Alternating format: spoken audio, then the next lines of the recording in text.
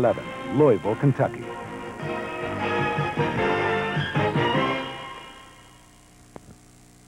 Action 11 News is brought to you in part by Liberty National Bank, Louisville's financial source for over 130 years.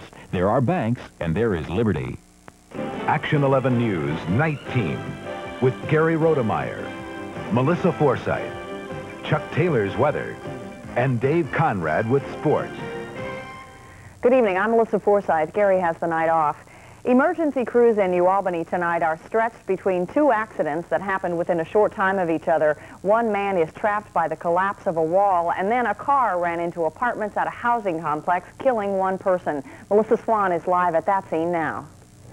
Melissa, right now I'm on Bono Road in New Albany at the New Albany Housing Authority, the apartment complex. A woman inside the apartment complex was killed tonight as a car plowed into the apartment.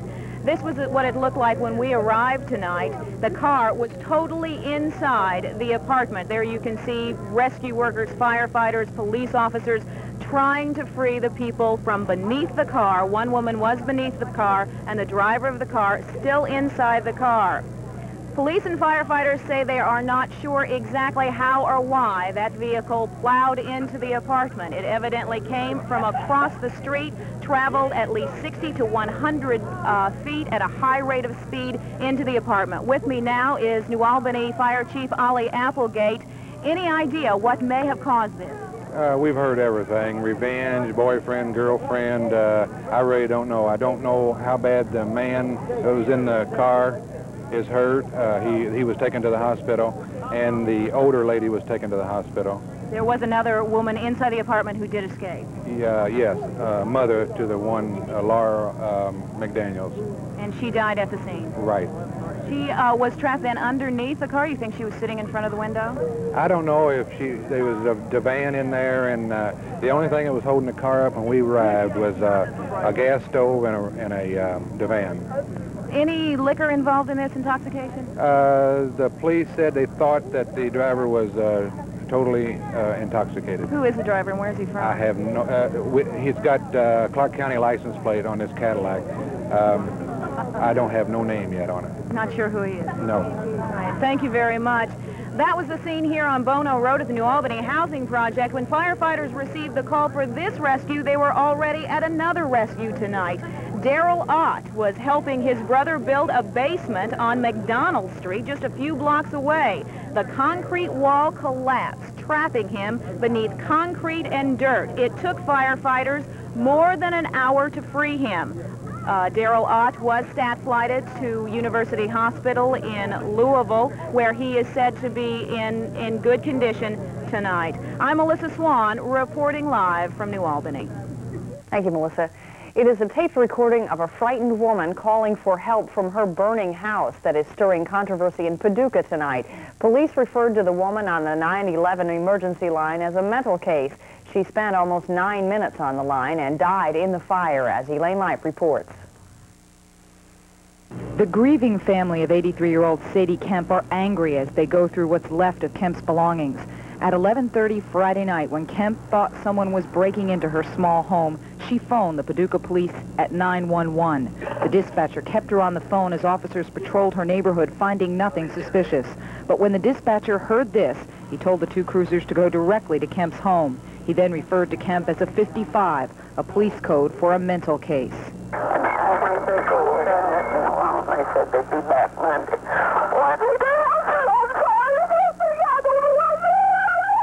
Your house is on fire, ma'am? Ma'am?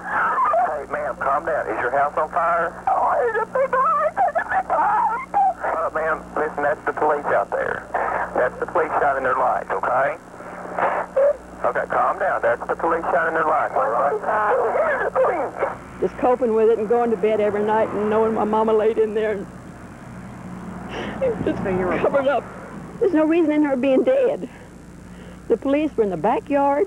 People in Paducah who make a hobby of monitoring police scanners were outraged. Many who questioned whether police responded properly called City Hall demanding an investigation.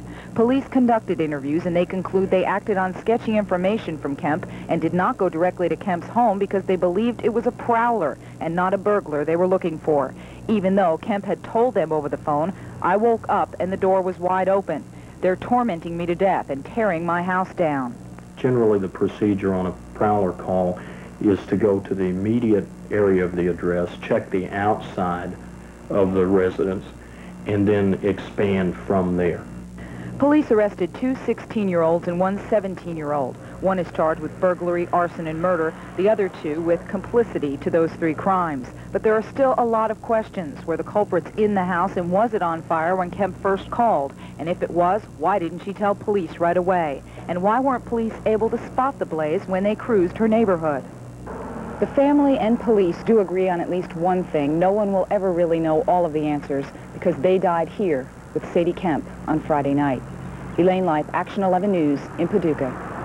The grand opening of a new gas station on Fern Valley Road has triggered a gas war, and Nightteam's Doug Proffitt reports people are lining up for the low pump prices. At Fern Valley Road, just off I-65, clowns and balloons point the way to lower gas prices.